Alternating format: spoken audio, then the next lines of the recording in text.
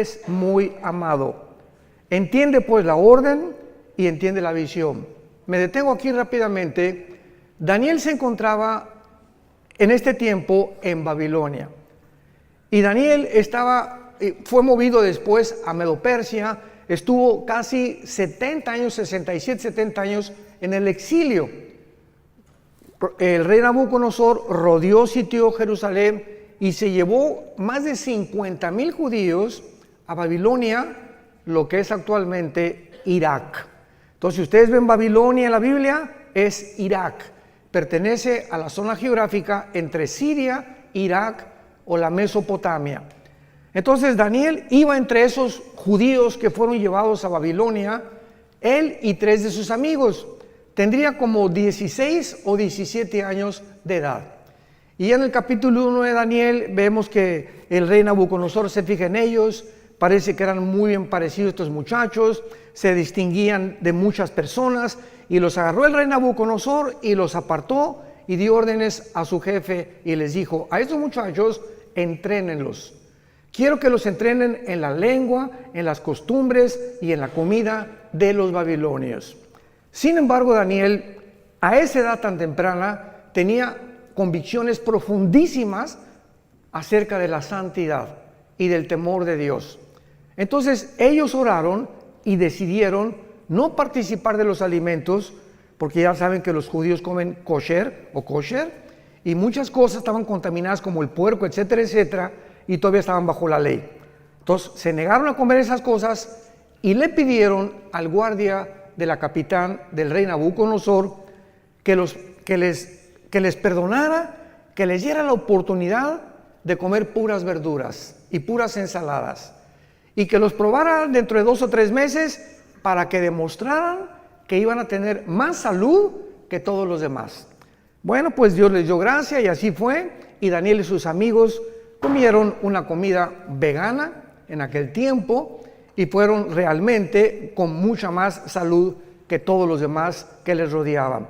Y así Daniel creció bajo el rey Nabucodonosor, bajo el rey Darío de los medos persas, porque después de los babilonios vinieron los persas, los griegos y los romanos, históricamente hablando. Y Daniel, en el capítulo 9, tiene 90 años de edad. Abordamos ya el final de su vida y Daniel se da cuenta, vayamos rápidamente al libro de Jeremías, capítulo 25, comienza a estudiar Daniel Jeremías y descubre algo que comienza a conmover las más profundas fibras de su alma. Dice Jeremías 25, versículo 14: y toda esta tierra será puesta en ruinas y en espanto, y servirán estas naciones al rey de Babilonia 70 años. Y cuando sean cumplidos los 70 años, castigaré al rey de Babilonia y a aquella nación por su maldad, ha dicho Jehová, y la tierra de los caldeos, y la convertiré en desierto para siempre. Daniel descubre que la cautividad babilónica está a punto ya de cumplirse. Y dice, bueno, 70 años ya, estamos casi en el año 69. Y entonces Daniel, conmovido, comienza a preguntarle a Dios en todo el capítulo 9, orando, que cuál sería el destino final entonces de Israel. Bueno, vamos, ya se cumplen los 70 años, ¿nos vas a regresar a nuestra tierra? ¿Nos has abandonado por completo? ¿Cuál es el futuro de la nación santa Jerusalén y de tu pueblo judío? Y entonces Dios manda al ángel Gabriel, y Gabriel trae la respuesta de Daniel, porque durante 3 semanas Daniel se la pasó ayunando, buscando a Dios en oración para poder obtener una respuesta satisfactoria de parte de Dios. Entonces el ángel Gabriel se le aparece a Daniel y le revela el ángel Gabriel toda la historia de Israel hasta la segunda venida de Jesucristo. Le dice todo lo que tiene que pasar Israel a través de la historia. Y cuando nosotros en el siglo XX y XXI somos testigos del regreso de judíos en el 48 y lo que está pasando ahorita y lo que se aproxima, somos los testigos de que solo Dios pudo haber puesto la historia en esta secuencia y en esta cronología sobrenatural. Entonces comienza lo que se llama la profecía 70 de Daniel, versículo 24. Regresamos a Daniel capítulo 9 y comienza la revelación del ángel y le dice lo siguiente: 70 semanas están determinadas sobre tu pueblo y sobre tu santa ciudad, y estas 70 semanas es Shivin Shabua en el hebreo, que significa 70 sietes. Los judíos tenían semanas de días y tenían semanas de años. Entonces se encuentra en el libro de Levítico. Entonces no eran 70 semanas, 7 por 7, 49 semanas. Eran 70 semanas de años. O sea, 7 por 7, 490 años. Esto es importantísimo que vayan tomando nota para que tengan un bosquejo clarísimo, que es la profecía más grande de toda la Biblia acerca del futuro de la nación de Israel y de la parte que nosotros vamos a formar como iglesia dentro de esta profecía, porque cuando esta profecía se cumpla, la iglesia desaparece del mundo. Antes de que se cumpla la profecía, perdón. Entonces, 490 años están determinadas, no sobre la iglesia, sobre tu pueblo y sobre Jerusalén. De aquí en adelante, Daniel, cuando oigas la orden, lo vamos a ver más adelante, de restaurar las murallas de Jerusalén hasta el Mesías, increíble que matemáticamente la Biblia haya profetizado el día exacto de la primera venida de Jesucristo. Desde que se ordene la restauración de las murallas de Jerusalén hasta el Mesías habrá 483 años. Entonces, ¿cuántos años faltan? 7 para los 490, que son los 7 años de la tribulación, como lo vamos a ver. Por eso cuando estudiamos la Biblia y ¿cuándo vendrá Cristo? Antes de la tribulación, o pasará la iglesia la tribulación, es ignorar la profecía 70 de Daniel. Entonces hay cantidad de gente que se atreve a predicar barbaridades sin tener las bases claras de las profecías bíblicas. 70 semanas están determinadas sobre los judíos y sobre Jerusalén. Número 1, veamos las 6 cosas que se tienen que cumplir. Número 1, para terminar la prevaricación. 2, poner fin al pecado. 3, expiar la iniquidad. 4, traer la justicia perdurable. 5, sellar la visión y la profecía. Y 6, y ungir al Santo de los Santos.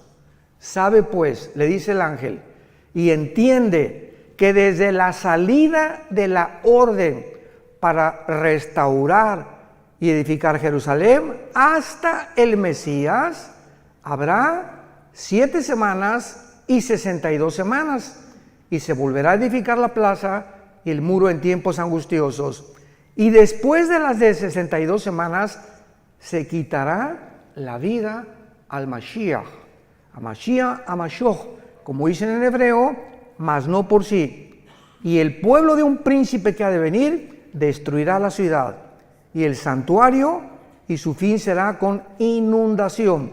Hasta el fin de la guerra durarán las devastaciones. Y por otra semana, o sea, por 7 años, que una semana tiene 7 años, confirmará el pacto con muchos. A la mitad de la semana hará cesar el sacrificio y la ofrenda. Después, con la muchedumbre de las abominaciones, vendrá el desolador, que es el anticristo. Lo vamos a ver todo esto, hasta que venga la consumación y lo que está determinado se derrame sobre el desolador. Así pues, esta profecía, que se conoce como la profecía de las 70 semanas de Daniel, es revelada al profeta Daniel para que él pueda conocer claramente qué es lo que Dios tiene destinado para esta nación de Israel. Y esta es la razón por la cual nosotros como cristianos Sabemos que después de la guerra del 48 que regresaron ellos, para que esto se cumpliera, Israel tenía que regresar. Si no hubiera regresado Israel en el 48, ninguna profecía de los últimos tiempos, todas relacionadas con la nación de Israel, no se hubieran podido cumplir. Entonces, el hecho que hayan regresado el 14 de mayo del 48 y esta nación se haya convertido en un estado libre, independiente y soberano en un día, el fenómeno ya lo vimos, más grande de la historia, ninguna nación en un día se ha conformado, nos habla que comienza el reloj, la cuenta regresiva de Dios. Ya más adelante veamos que Cristo profetiza, ¿verdad?, la señal de la higuera, que cuando la higuera reverdezca, que es Israel, no pasará una generación sin que esto o estas profecías se cumplan. Muy bien, ahora veamos los detalles punto por punto de esta profecía. 6 cosas le menciona el ángel Gabriel para que se cumplan los 490 años. Número 1, terminar la transgresión. Hay un grupo, quiero explicar esto, hay un grupo de cristianos, hermanos nuestros, y pues hay algunas perspectivas diferentes en muchos pasajes de la Biblia, no esenciales ni relacionados con la salvación. Por ejemplo, dentro del cristianismo hay cristianos que creen que se pierde la salvación. Y si tú crees que se pierde la salvación y yo no creo que se pierda la salvación, es una doctrina no esencial, aunque va a detener el desarrollo de tu comprensión de muchas cosas, pero nos vamos a ver en el cielo. Finalmente, ¿no? Hay cristianos que creen que todos tienen que hablar en lenguas y otros que no, que el don de lenguas es para ciertas personas. Y si tú sigues creyendo eso, digo, vuelvo a repetirte, ¿no? Vas a tener que algún día recuperar la razón y entender que no es así, porque es clarísima 1 Corintios 12, que Dios reparte en particular como Él quiere, ¿no? Pero nos vamos a ver en el cielo también, de todas maneras. Entonces, hay cristianos que creen que esta profecía ya se cumplió y que dicen, bueno, pero ¿cómo es posible que cuando Cristo muere en la cruz no se haya cumplido la expiación de la iniquidad, la transgresión de Israel, poner fin al pecado, etcétera, etcétera? Porque esto tiene que haberse cumplido cuando Cristo se cumplió para gentiles y judíos. ¿Cuál es el problema o cuál es la razón por la cual hay una parte del cristianismo que interpreta de esta manera esta profecía? Es muy fácil la respuesta. Se llaman o cristianos reformados o dispensacionalistas. Entonces, el dispensacionalismo, la palabra dispensación significa administración o la economía de Dios para poder administrar las diferentes fases de las épocas de toda la Biblia, desde Adán hasta la segunda venida de Cristo. Entonces, estos hermanos enseñan claramente de que Israel ya pasó, que ya Dios no tiene nada que ver con Israel, que llegó a la iglesia y la iglesia tomó el lugar de Israel, y que la iglesia va a reinar y va a vencer el mal antes de que Cristo venga, y que va a haber una gran Argentina para Cristo, no sé cuándo han oído eso, México para Cristo, España para Cristo. La Biblia no habla de ningún avivamiento mundial antes que venga Cristo. Los avivamientos que va a haber antes que venga Cristo, el arrebatamiento, van a ser como el de Asbury. Hace poco vieron ustedes en Kentucky, ¿no? Que una iglesia comenzaron los muchachos sin ninguna expectativa de nada, comenzaron a cantar la guitarra y comenzó un espíritu, cayeron al suelo los muchachos, llore y llore, no hubo manifestaciones de nada, ni locuras de nada, y las muchachas y comenzaron a arrepentirse y a pedirle perdón a Dios por los pecados, y duró como casi un mes, y la gente del mundo estaba absorta, asombrada de que miles de muchachos estaban pidiéndole a Dios y consagrándose a Cristo sin ningún mensaje de exhortación de ningún pastor. Fue una obra completamente del Espíritu Santo. Ese es un avivamiento. Entonces, así como sucedió ahí, va a suceder en pequeñas iglesias en el mundo. Hay un remanente en todas las iglesias, hay un remanente de verdaderos cristianos santos y que siguen a Jesucristo. Así como en todas las iglesias del mundo entero, casi la mayoría de los que asisten no son cristianos, personas que nunca se han arrepentido de sus pecados, pero van a la iglesia y diezman y hacen esto y el otro, y vuelvo a repetir, de lunes a viernes viven como el anticristo. Jamás sin tener fruto, siguen con su amante, siguen con la fornicación, siguen con esto, siguen con por aquí, por allá, y se dicen cristianos. Pero esto está escrito, que la maldad tenía que crecer dentro de la iglesia, iba a leudar la vida de muchos cristianos, que iban a ser arrastrados por el mundo, y cuando venga Cristo se quedarán en el arrebatamiento. Y ahí descubrirán que nunca realmente siguieron a Jesús. Muy bien. Entonces, cuando la Biblia dice que se va a terminar la transgresión, Dios no ha terminado con Israel. Siempre que he tenido discusiones en programas de televisión o en entrevistas, le digo a mis hermanos pastores que discuten o que alegan o que tenemos debates, Romanos 9, Romanos 10 y Romanos 11 son 3 capítulos suficientes en el Nuevo Testamento para testificar que Dios no ha acabado con Israel. Cristo rechazó a Israel y están en la banca. Y estamos en el partido, la iglesia, ahorita estamos ahí en el Estadio Azteca jugando. Pero va a tocar el silbatazo el árbitro y vamos a salir todos los que participamos en el juego, y la banca va a entrar al partido final, que es Israel en la tribulación. Entonces, Dios no ha terminado con Israel. No es cierto que la iglesia haya ocupado el lugar de Israel, porque Israel fue una nación o una entidad completamente diferente. Jehová el Padre era el esposo de Israel. Todo esto es simbólico. La iglesia es la novia de Cristo. Israel nunca fue la novia de Cristo. Israel nunca estuvo en el cuerpo de Cristo. Israel nunca fue enterrada y resucitada y sepultada porque el Mesías no había venido. Entonces nosotros somos completamente diferentes. Y esto lo explica claramente el capítulo 2 y 3 del libro de los Efesios. Que ahora la iglesia, ¿verdad? Que un misterio en el Antiguo Testamento de la iglesia no existía en el Antiguo Testamento de la iglesia. Ignorar estas verdades y estas doctrinas lleva a muchísimos hermanos a trazar la palabra de verdad chueca. Y con el tiempo, ¿verdad? Pues ya estudiamos un poco más y vamos comprendiendo la palabra de Dios. Entonces, por ejemplo, dice en Zacarías, veamos estas verdades acerca de la conversión final de Israel. Entonces, la muerte de Cristo quita las transgresiones de nosotros, pero Israel le rechazó como Mesías. Y de Cristo en nuestros días, todos los judíos que aceptan al Mesías forman parte de nosotros. Forman parte de la iglesia. Se les llama judíos mesiánicos. ¿Se acuerdan de la barca, el que comenzó a cantar? Era judío y no le dio vergüenza, gloria a Dios. Y enfrente de todos, yo soy judío mesiánico. Creo que Jesús es el Mesías. Y como él se calcula que hay actualmente 185,000 judíos de papá y de mamá, que creen que Jesucristo es el Mesías.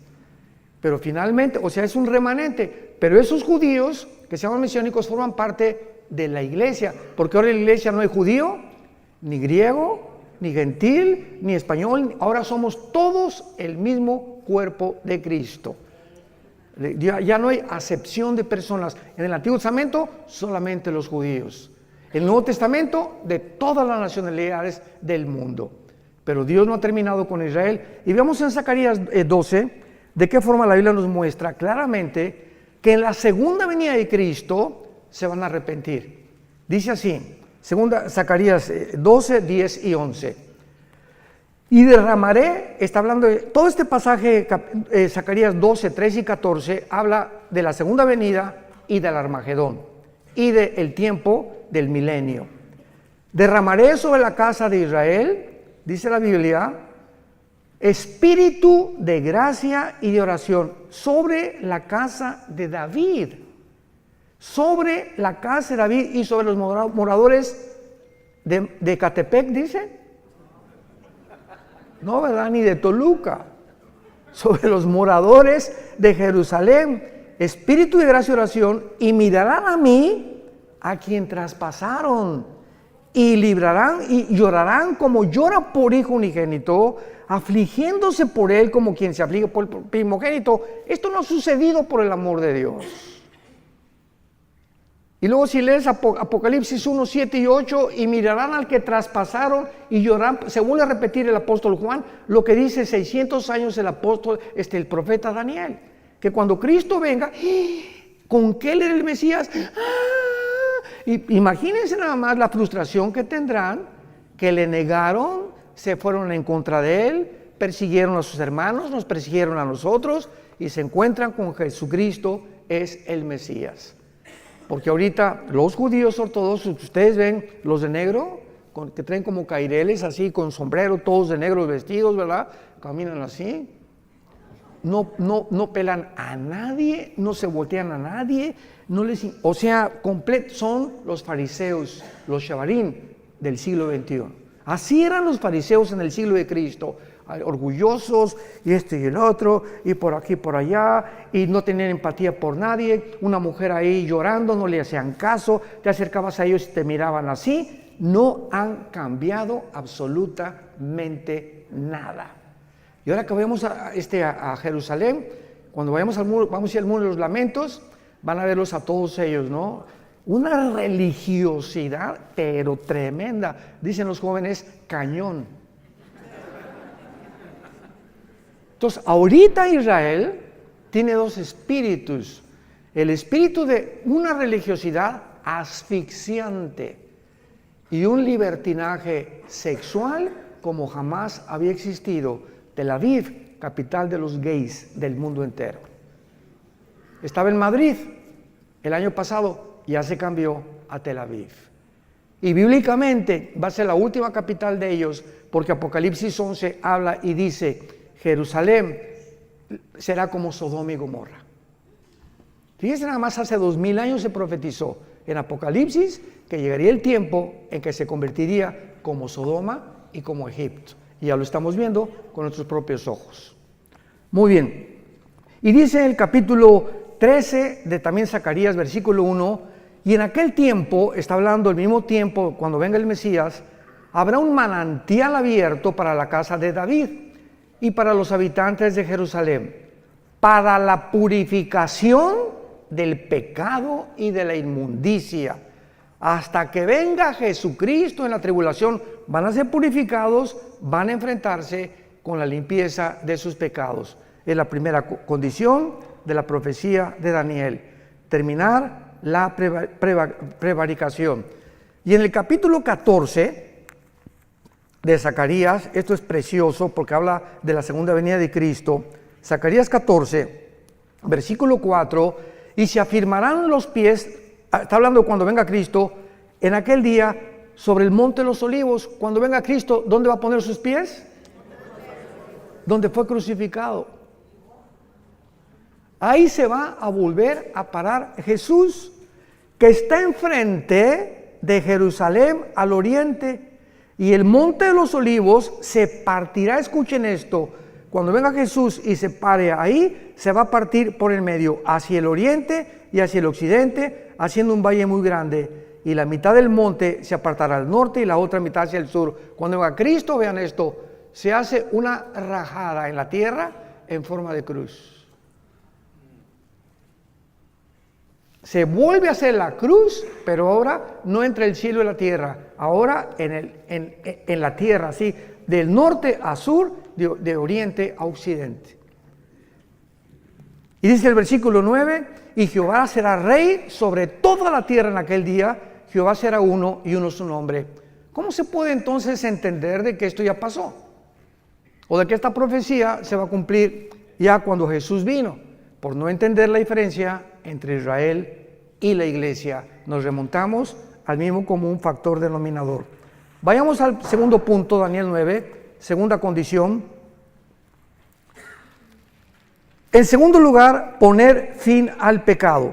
Poner fin al pecado. Vayamos a Jeremías 31, otra profecía para el futuro, para Israel cuando se les impartirá vida espiritual nueva a los judíos. En el 48, santos de Dios, en el 48, 1948, el siglo pasado, Israel resucitó nacionalmente, no han resucitado espiritualmente. Entonces regresaron a su tierra en incredulidad y siguen en incredulidad. ¿Cuándo todo Israel se convertirá al Mesías? Cuando Jesucristo regrese por segunda vez. Entonces por eso dice la Biblia, pondrán fin al pecado. Jeremías 31, versículo 31 al 33. Vean qué belleza de profecía encontramos aquí.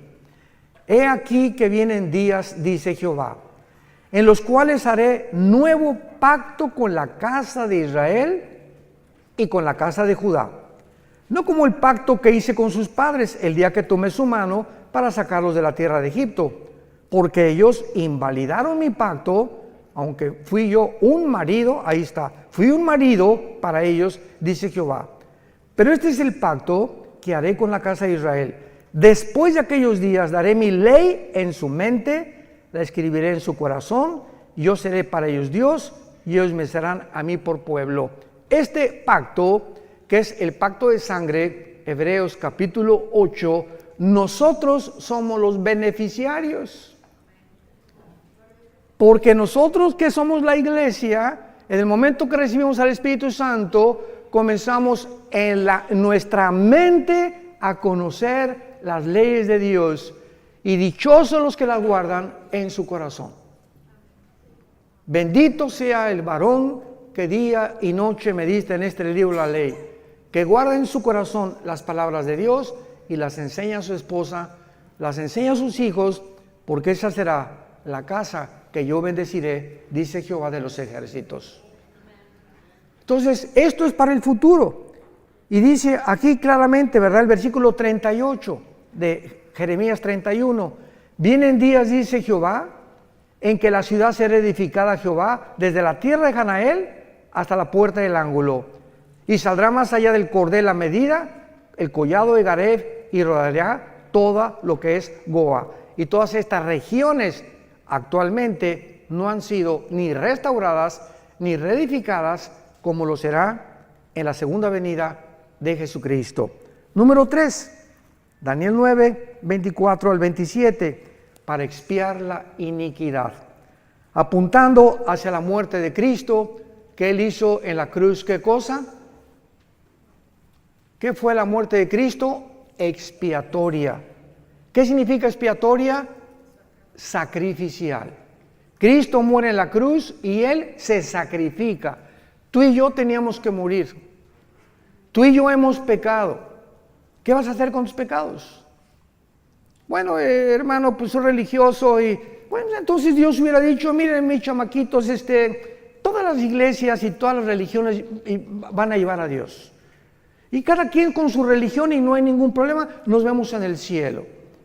¿Por qué no hizo Dios eso? ¿Por qué tenía su unigénito hijo que morir en una cruz? Si todas las religiones salvan y hay otro camino fuera de Cristo al cielo, la muerte de Cristo fue un desperdicio. ¿Para qué Cristo tuvo que morir? Hubiera dicho, Señor, pues hagan todos mejor, hagan buenas obras, pórtense bien, y den sus diezmos, sus ofrendas, y respeta a tu esposo, y nos vemos en el cielo.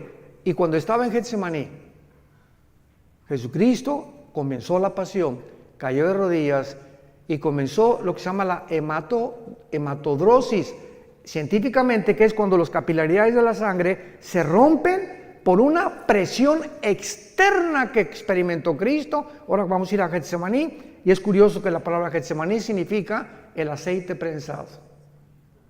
Es lo que significa Getsemaní en el hebreo, aceite prensado. Y ahí comienza Cristo a ser prensado, apretado, y sale la sangre. Y Jesús grita, Padre, si es posible, ¿habrá otra forma en la que puedas perdonar a la raza humana? ¿Por qué no les dice nada más que se portan bien, Señor? que cada quien tenga su religión y todo. 3 veces Cristo dijo: Señor, si es posible, pasa de mí esta copa. ¿Cuál era el temor de Jesús? ¿Los clavos? ¿El látigo de 7 colas de los romanos que se enrollaba en el cuerpo de la víctima? Le daba como 4 o 5 vueltas y tenían puntas de hueso y de hierro, las puntas de los látigos romanos, y cuando el soldado jalaba el látigo, desgajaba todos los tejidos subcutáneos de la espalda y del pecho. Entonces, después de los 39, porque la ley judía decía que no podían ser más de 40 latigazos, entonces le dieron 39. Cuando Cristo termina de flagelarlo, Cristo no tenía piel ni aquí, no tenía piel en la espalda. Y sobre eso le ponen un manto que se le pega como una hora de aquí a la cruz, y cuando llega a la cruz le arrancan el manto para toda la piel que le quedaba, y así con esa espalda despellejada y sin ninguna protección, lo acuestan en un madero. A eso le tendría miedo Jesús cuando dijo: si es posible, pasa de mí esta copa, o los clavos. ¿Cuál era la razón por la cual Cristo sudó sangre y le dijo a su Padre: Padre, no hay otra manera en tu inmensa sabiduría en la que la raza humana pueda ser rescatada y liberada del pecado?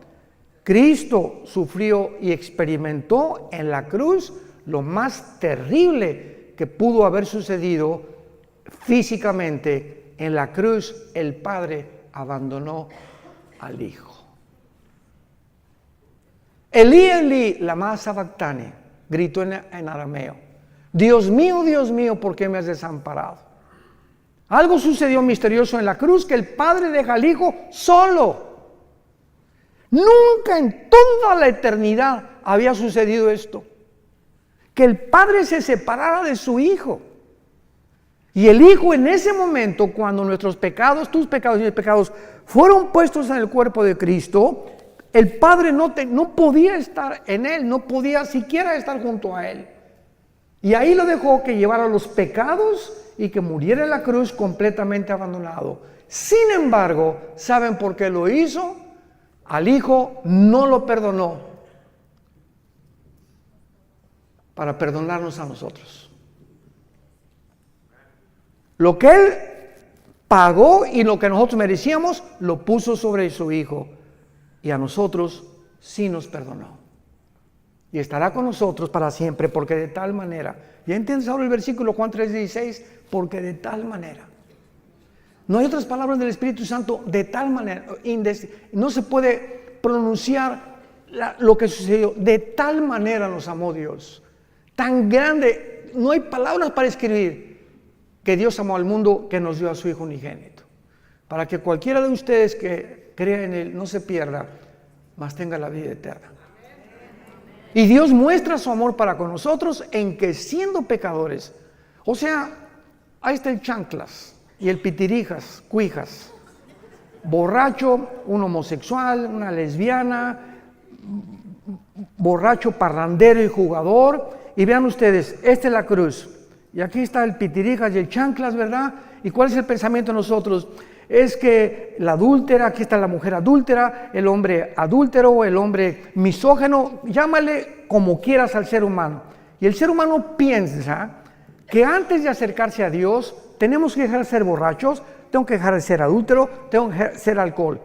Tenemos que dejar de pecar y entonces venimos a Dios y nos acepta. Y la Biblia dice: ven cómo estás. ¿Eres homosexual? ¿Eres borracho? ¿Eres un adúltero? ¿Tienes 3 amantes? ¿Has hecho 8 abortos? ¿El pitirijas cuántas muertes? Señor, he matado a 30 personas. Así como estás, con toda la mugre y los pecados que tengas, ven a la cruz y cree lo que hice yo por ti. Y cuando yo entre a tu vida, te limpio de todo y todo tu pasado es borrado completamente. Y te daré el poder ahí mismo en la cruz para que comiences una vida nueva.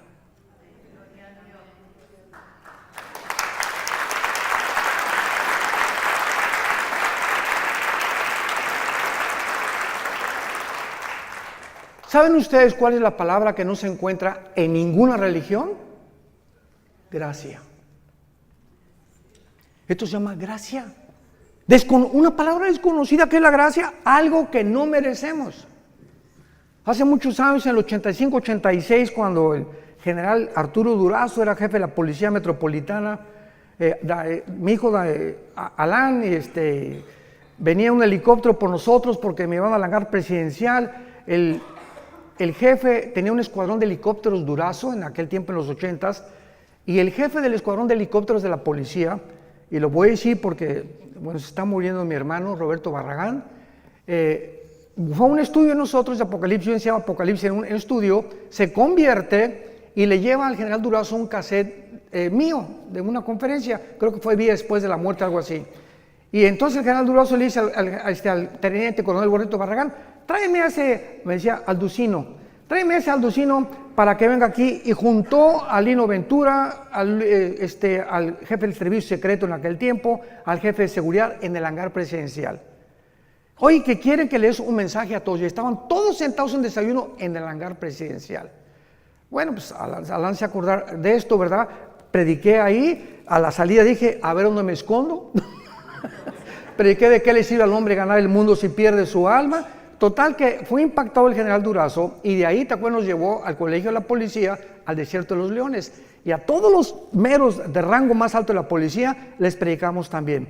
Bueno, para no ser tan largo el cuento, yo le dije, general, a mí me interesa predicarle a los presos, porque teníamos un ministerio en Santa Marta, Catitla, en la penitenciaría federal y en la cárcel de mujeres, en la carretera que lleva hasta Puebla, Calzada Zaragoza. Y entonces nos mandó un helicóptero, y a todo eran 1,636 presos en ese tiempo, y ordenó el general Durazo al general de la prisión, que también era policía, que los juntara en el patio a todos. Y después de que hicimos ese evento, todos los presos así, ¿verdad? Y rasgados, y ves en el video que tenemos ahí, pero así unas caras, y conforme iba pasando el mensaje, ves cómo se les iban suavizando las caras, se convirtieron 1,150 presos. 1,150 presos. Y al final llega uno y se acerca conmigo y me dice, oiga, pastor, quiero contarle algo. Sí, con mucho gusto, venía pero bañado en lágrimas. Y me dice, fíjese que yo estoy aquí en la prisión por un asesinato. Yo soy gatillero a sueldo de Veracruz, donde dicen que la vida no vale nada. Y me mandaron, desde los 12 años me contrataron para matar personas. Desde los 12 años. Y yo llevo hasta ahorita 27 asesinatos. Vine hace algunos meses a México, comisionado para matar a un político, y en el periférico se me atravesó alguien, saqué la 38 y lo maté. Por ese asesinato me agarraron y estoy aquí en la cárcel, no por los otros 27 que yo debo. ¿Usted cree que Dios me puede perdonar? Y le dije, si tus pecados fueren como el carbón, como la blanca lana, vendrán a ser. Eres hijo de Dios y todo tu pasado está borrado. ¿Y saben qué es lo que pasa? Que los fariseos dicen, ay sí, qué fácil. No, pues ¿sabes una cosa? Contéstale, no fue así de fácil. Al Hijo de Dios le costó su vida en una cruz.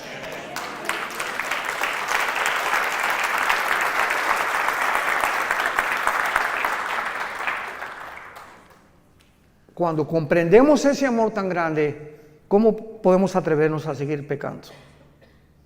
¿Cómo podemos atrevernos a creer que nos puede ir bien cuando nos ha sacado Dios de la mugre del basurero donde estábamos todos, y creer que todavía el mundo nos tiene algo que ofrecer y no seguir las pisadas de Jesucristo? ¿Cómo podemos ser tan locos dentro del cristianismo de creer que el mundo tiene algo todavía mejor que Jesús?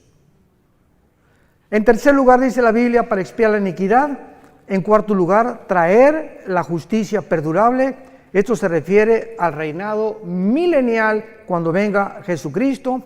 Veamos qué hermoso pasaje en Isaías capítulo 11, cómo se describe la vida del milenio profetizada 700 años antes que el Mesías viniera a la cruz. Isaías 11, saldrá una vara del tronco de Isaí. ¿Quién era Isaí? El papá de Jesse, el papá de David. Saldrá, y siempre la Biblia habla como una rama o como vástago nos habla que crecemos como un árbol y damos fruto. Y un vástago retoñará de sus raíces y reposará sobre él. Está hablando de Jesús, el Espíritu de Jehová. 1. 2. Espíritu de sabiduría, inteligencia, consejo, poder, conocimiento y temor de Jehová. Son las 7 manifestaciones del Espíritu Santo. Y la única persona que ha tenido estas 7 manifestaciones ha sido Jesucristo. Por allá tú tienes una, el otro tiene 2, el otro tiene 3, etcétera, etcétera.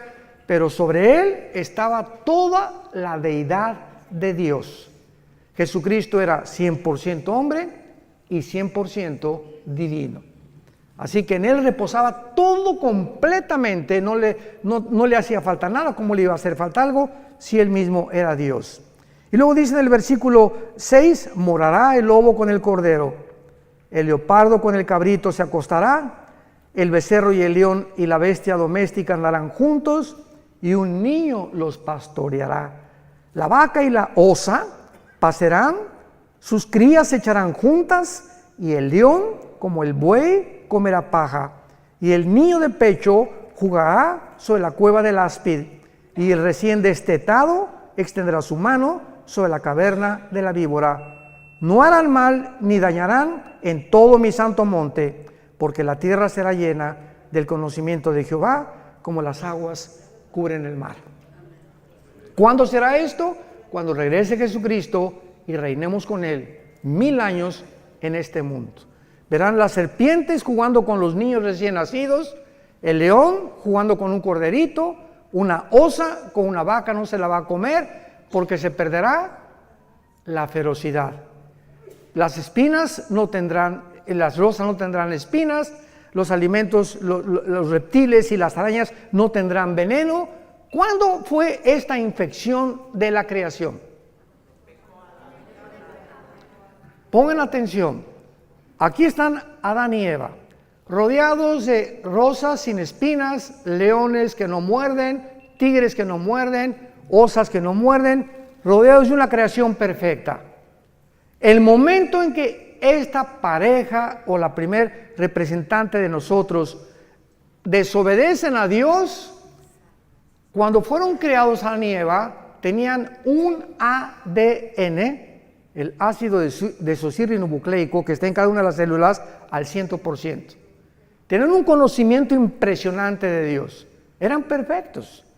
Y en el momento que pecan ellos, se reduce nuestra ADN casi un 90%. Decía Alberto Einstein que él creía que aproximadamente el ser humano tiene una capacidad intelectual, o el IQ, como le llaman, el coeficiente intelectual, desarrollado hasta un 8 y muy difícil un 10%.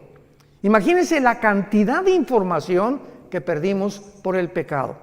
Pero lo interesante es lo siguiente: el momento que pecan, en ese momento la genética y la ecología de lo que los rodeaba, de la creación, se infecta también. El hombre tiene la capacidad con su maldad de infectar su medio ambiente. Y en ese momento la genética de las plantas cambian, la genética de los animales cambian, pues se vuelven feroces, comienzan veneno, etcétera, etcétera. Todo a nuestro alrededor comienza a echarse a perder por causa del pecado humano. Y esta es la razón por la que nos encontramos en el siglo XXI en un mundo que el planeta Tierra, COVID, ya tiene COVID, pero 5 veces le ha dado COVID al planeta Tierra. El planeta Tierra es así, no hay aire, no hay alimentos, los mares contaminados, los ríos contaminados, la comida contaminada, ahora comida transgénica, inventando Red Bull, Coca-Cola, Monster, etcétera, etcétera. Cochinada y media hemos acabado con toda la creación. Y los gobiernos, el clima, le están dando más importancia al clima sin darse cuenta que es la maldad de nosotros. La maldad del ser humano, que ha llegado a un extremo donde se autoriza la pedofilia, donde la naturaleza se vuelve en contra de nosotros. Más terremotos, huracanes más violentos, más sacudidas, más tsunamis, porque, ay, que Dios, qué tan malo, sin darnos cuenta que somos nosotros los causantes de todos estos desastres naturales que Dios permite que vengan, para que podamos arrepentirnos de nuestros pecados y darnos cuenta que mientras el mundo se pudre más y más, el mundo va a la par con el ser humano. Vean Isaías capítulo 24. Esto fue profetizado tal como lo estoy narrando en el capítulo 24 de Isaías hace 2000, señoras y señores, hace 2700 años el profeta Isaías vislumbra, ve, tiene una visión del mundo del siglo XXI. Escuchen, Isaías 24 del 3 al 6. La tierra, ¿hace cuánto fue escrito esto? 2700 años. La tierra será enteramente vaciada, completamente saqueada, porque Jehová ha pronunciado esta palabra. Se destruyó, cayó la tierra, enfermó, cayó el mundo, enfermaron los altos pueblos de la tierra, y la tierra se contaminó bajo sus moradores. ¿Por qué? Porque traspasaron las leyes, falsearon el derecho y quebrantaron el pacto sempiterno. Por esta causa, la maldición consumió la tierra. Sus moradores fueron asolados, por esta causa fueron consumidos los habitantes de la tierra y disminuyeron los hombres. Versículo 19, será quebrantado la tierra, desmenuzada enteramente. De gran manera la tierra será conmovida, temblará la tierra como un ebrio, será removida como una choza y se agravará sobre ella su pecado y caerá, y nunca más se levantará. Acontecerá en aquel día que Jehová castigará al ejército de los cielos en lo alto y a los reyes de la tierra sobre la tierra. Y serán amontonados como se amontonan los encarcelados en mazmorra, y en prisión quedarán encerrados y serán castigados después de muchos días. La luna se avergonzará, el sol se confundirá cuando Jehová de los ejércitos reine en el monte de Sión y de Jerusalén, y delante de sus ancianos sea glorioso. 3 razones se mencionan por los cuales el mundo caería. Número 1, hemos falseado el derecho. Cuando Dios nos creó, marcó una línea y dice el Señor, no cruces esa línea, no cruces el alto. Cuando se prenda la luz amarilla, detente, porque si te pasa la luz amarilla, tienes probabilidades de causar un accidente, lastimarte tú y tu familia. De la misma forma, hay leyes espirituales. Nunca tengas sexo fuera del matrimonio. No cometerás inmoralidad. No desearás la mujer de tu prójimo. No fornicarás. No cometerás adulterio. El sexo fue diseñado dentro de la dimensión del matrimonio, nada más. Nunca fuera del matrimonio. Respeta a tus hijos, enseña a tus amigos, y estas líneas de la ética y de la moral las hemos traspasado como nunca en el siglo XXI, donde nos atrevemos a decir que hay más de 2 géneros y autorizar la pedofilia y bueno, tantas cosas que estamos viendo a nuestro alrededor. Hemos falseado el derecho. Número 2, dice la Biblia, quebrantaron el pacto sempiterno. ¿Cuál es el pacto sempiterno? El matrimonio. Es la institución más santa, más sagrada que existe desde el principio de la Biblia hasta el final de la Biblia. El matrimonio es la base, el bastión de toda sociedad. Matrimonios deshechos y perseguidos, la sociedad se tiene que desmoronar, como lo estamos viendo actualmente alrededor del mundo. Divorcios al por mayor. ¿Por qué? Por una ignorancia impresionante. El hombre no sabe cómo tratar a la mujer, y mujeres pues como Elizabeth Taylor, 9 maridos la chulis. la mujer más bonita del siglo XX, 9 maridos. ¿Por qué? Porque pues Pepe no me gustó, Jorge no me cumplió el carro que yo quería, y Calandrio tampoco me hizo esto, y el otro no me hace los huevos como lo hacía mi mamá, y busque en los hombres la felicidad. Ahí está la mujer samaritana, 5 maridos, ¿se acuerdan? Llevaba 5 maridos la pobrecita, buscando y creyendo que un hombre u otro mejor matrimonio, otra mujer, te va a hacer feliz. ¡Qué cosa tan tonta del ser humano! Se calculan los psicólogos que el segundo matrimonio es peor y el tercero es peor todavía cuando hay adulterio y cuando lo hiciste por adulterio. ¿Cómo te puede ir bien en la vida de esa manera? Y creyendo siempre, no, esta mujer no, hay otra mejor, y esta está más guapo, y esta está más bonita, y esta está 20 años más chica que yo, y me voy con las chamaquitas, etcétera, etcétera. Esa es la mente.